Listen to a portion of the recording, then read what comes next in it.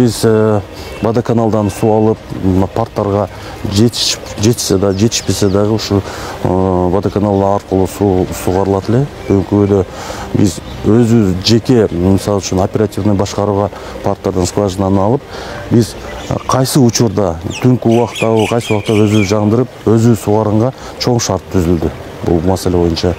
Андан сырткары баягы Роза Азимовага, Пушкина, Балтагулов көчөсүнө дегенде скважиналар тапшырылып атат. Буюрса, ошо быйыл көп жолдордун жээктерине суу агызып, суугарма маселеси көп чечилип калды деп ойлойм. Көктөндүрүү боюнча ушу Жалал Абад шаарында эми чыныгы иштер башталды да. Себеби биз көчөгө чыгып караганда эле дарактар курап калганын көрөт элек да.